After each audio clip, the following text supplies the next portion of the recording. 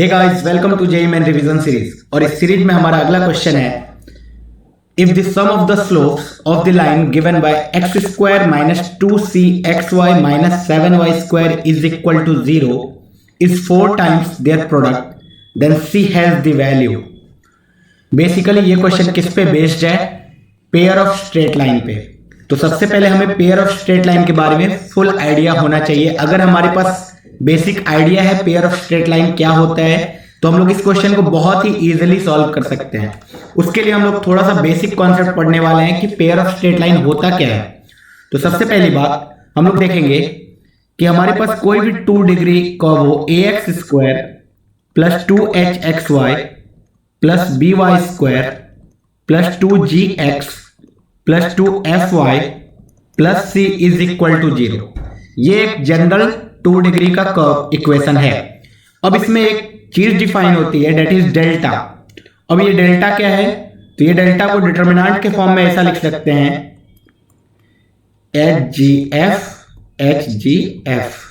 देखो डेल्टा, अब इसको याद करने का भी बहुत ही सिंपल सा तरीका है। देखो ABC डायगोनल में लिख दिया, hgf ऊपर से लिखा, फिर hgf नीचे से भी लिखा। इसको याद कर सकते हैं ऐसे, A का मतलब ऑल, B का मतलब बॉयज, C का मतलब कैन, H का मतलब हैव, G का मतलब गर्ल, F का मतलब friend. All boys can have girlfriend. ठीक है, इस तरीके से हम लोग याद कर सकते हैं इसको। अभी इसको देखो, ये डेल्टा या तो ऐसे लिखो या तो हम लोग इसको ओपन करके भी लिख सकते हैं, that is ABC plus 2fgh minus AF square minus BG square minus CH square. ये इस डेल्टा की वैल्यू आती है। अब यहां पे कंडीशन ये होता है कि अगर ये डेल्टा इज इक्वल टू 0 हो गया, हमने ये डेल्टा कैलकुलेट किया और वो इज इक्वल टू 0 आ गया, दिस मीन्स ये जो सेकंड डिग्री का इक्वेशन है ये किसको रिप्रेजेंट करता है? पेयर ऑफ स्ट्रेट लाइन को। ओके, और अगर डेल्टा नॉट इक्वल टू 0 आ गया तो ये कोनिक्स को रिप्रेजेंट करता है। कोई भी उस कोनिक्स में क्या क्या आता है, तो मैं बोलूंगा सर्कल, पैराबोला, एलिप्स, हाइपरबोला। इन चारों में से किसी एक को रिप्रेजेंट करेगा ये लाइन। ठीक है, ये तो सेकंड डिग्री कर्व था। अब मैंने कैलकुलेट किया डेल्टा, अगर डेल्टा की वैल्यू 0 आ गई तो हम लोग क्या बोलेंगे? ये एक पेयर ऑफ स्ट्रेट लाइन को रिप्रेजेंट करता है। इसमें बेसिकली हमें ये जानना है कि ये जो दो लाइंस होंगे, सपोज लाइन 1 एंड लाइन 2, एक का स्लोप अगर m1 होगा, दूसरे का स्लोप m2 होगा, तो इन दोनों लाइंस के बीच में जो एक्यूट एंगल होगा वो होगा tan theta.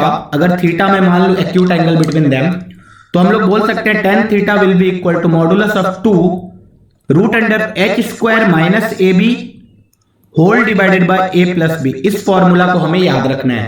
Angle between the pair of straight line क्या होता है? 2 into root under h square minus AB whole divided by a plus b। यहां से हम लोग दो कंडीशन डिराइव कर सकते हैं कि अगर वो दोनों लाइंस परपेंडिकुलर हुए तो a प्लस b को क्या होना पड़ेगा? 0। डेनोमिनेटर अगर 0 हो गया तो ये वैल्यू कितनी आ गई? अनडिफाइंड। तो tan थीटा अनडिफाइंड कब होता है? जब दोनों के बीच का एंगल 90 डिग्री हो। तो a प्लस b अगर 0 आ गया, this means lines are perpendicular. और अगर h square is equal to AB आ गया, this means lines are parallel, क्योंकि उस समय एंगल 0 आ जाएगा। ठीक है, तो ये दो कंडीशन तो हमने इस जनरल कर्व के लिए याद रखा। लेकिन यहां जो हमारे पास इक्वेशन गिवन है उसमें देखो ये सारे टर्म्स है ही नहीं, ना 2gx है, ना 2fy है, ना c। हमारे पास सिर्फ इसी फॉर्म में गिवन है, तो ये भी हमने याद कर लिया। क्या ये स्पेशल केस है पेयर ऑफ स्ट्रेट लाइन का?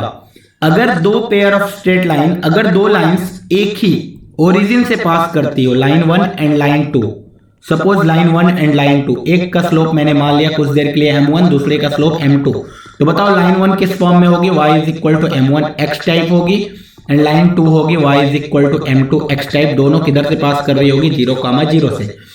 अगर हमारे पास ये दोनों लाइन गिवन है, तब जो हमारा जो पेयर ऑफ स्ट्रेट लाइन आता है वो होमोजेनियस फॉर्म में आता है, that is ax square plus 2hxy plus by square is equal to 0। और इसको सॉल्व करना बहुत ही आसान होता है। अब मैंने बोला कुछ देर के लिए, सपोज मेरे पास ये पॉइंट है, इस लाइन पे, दोनों लाइन पे 0,0 एग्जिस्ट करता होगा। अब किसी भी एक लाइन पे मैंने मान लिया x, y पॉइंट, तो बताओ इस लाइन का स्लोप क्या होने वाला है? तो मैं बोलूंगा स्लोप अगर 2 पॉइंट फॉर्म से लिखा जाए तो y2 minus y1 divided by x2 minus x1, तो y minus 0 divided by x minus 0, that is slope will be y upon x। Okay, तो y अपॉन x स्लोप होने वाला है लाइन का। तो अगर मैं इस लाइन को ax square plus 2hxy plus by square is equal to 0 को y अपॉन x में क्वाड्रेटिक बना दूं, कैसे बना सकते हैं? x स्क्वायर से मैं डिवाइड करने वाला हूं। जैसे ही मैं x स्क्वायर से इस इक्वेशन को दोनों साइड डिवाइड करूंगा, मुझे क्या मिलेगा? a plus 2h y by x plus b y by x the whole square is equal to 0।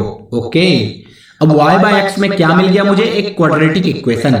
y by x क्या होता है? स्लोप। तो मैं क्या बोलूंगा? y बाय x को अगर मैं स्लोप m से रिप्रेजेंट करूं तो ये क्वाड्रेटिक इक्वेशन मुझे कैसा दिखेगा? b into m square plus 2h into m plus a is equal to 0। इसके कितने रूट्स होंगे? 2 रूट्स होंगे, एक का स्लोप m1 वैल्यू, एक का m2 वैल्यू। दिस मीन्स अगर इस लाइन को हम लोग इसमें रिप्रेजेंट कर दे तो इससे मुझे डायरेक्टली m1 एंड m2 आ जाएगा। ये एक बेसिक सा क्वाड्रेटिक इक्वेशन है। इस क्वाड्रेटिक इक्वेशन को सॉल्व करेंगे तो हमारे पास m1 एंड m2 आ जाएगा, और अगर m1 एंड m2 आ गया तो हम लोग लाइन को बहुत ही आसानी से लिख सकते हैं y is equal to m1x, y is equal to m2x। Okay, अब ये क्वाड्रेटिक इक्वेशन भी है। यहां पे मुझे दिख रहा है कि रूट्स m1 m2 है, तो सम ऑफ द रूट कितना होगा? माइनस b बाय a होता है क्वाड्रेटिक में, तो यहां पे b के जगह 2h है तो minus 2h upon b। This is the sum of the root. Product of the root कितना होने वाला है? m1 इंटू m2, ये आएगा c अपॉन a, तो यहां पे वैल्यू आएगी a अपॉन b। ओके, तो हमने ये भी याद रखा। अब बताओ मुझे अगर m1 प्लस m2 पता है, m1 इंटू m2 पता है, तो क्या मैं m1 माइनस m2 भी कैलकुलेट कर सकता हूं? बोलेंगे हाँ, बहुत ही आसानी से रूट d बाई a से कैलकुलेट कर सकते हैं। अच्छा, इतना कैलकुलेट कर लिया तो क्या मैं इन दोनों लाइन के बीच का एंगल भी कैलकुलेट कर सकता हूं? बोलेंगे हाँ, एंगल कैलकुलेट करो। तो एंगल जब कैलकुलेट करोगे दो लाइंस के बीच का, वो क्या होता है? अगर उनका स्लोप पता हो तो m1 minus m2 whole divided by 1 plus m1 m2। अगर तुम m1 minus m2 and m1 m2 का वैल्यू पुट ऑन करोगे तो फिर से ये आने वाला है 2 root under h square minus ab whole divided by a plus b। Okay, तो जो फॉर्मूला वहां पे आया था सेम फॉर्मूला यहां भी आएगा। हाँ, तो हमें बेसिकली याद रखना है कि दो पेयर ऑफ स्ट्रेट लाइन के बीच का जो एंगल होता है वो होता है 2 root under h square minus ab whole divided by a plus b। ये तो हमने फॉर्मूला याद किया। अब हमें यह भी पता चल गया कि कोई भी होमोजेनियस इक्वेशन गिवन हो 2 डिग्री का, वो किसको रिप्रेजेंट करेगा? Pair of straight line passing through origin. मतलब दो लाइंस होंगी, दोनों लाइन किधर से पास करेगी? ओरिजिन से। अच्छा, उनका स्लोप अगर m1 एंड m2 हुआ तो क्या मैं इस होमोजेनियस इक्वेशन को m1 m2 के फॉर्म में रिप्रेजेंट कर सकता हूं? बोलेंगे बहुत ही आसानी से, इसको क्वाड्रेटिक में बना दो। उस क्वाड्रेटिक का रूट होने वाला है m1 एंड m2, तो सम ऑफ द रूट मुझे पता चल जाएगा, प्रोडक्ट ऑफ द रूट पता चल जाएगा। ये था हमारा basic concept pair of straight line का। अब इस क्वेश्चन को देखो, यहां पे जो pair of straight line given है वो है x square minus 2c xy minus 7y square is equal to 0। Equation है x square minus 2c xy minus 7y square is equal to 0। मैं क्या करने वाला हूं? स्टेप बताओ।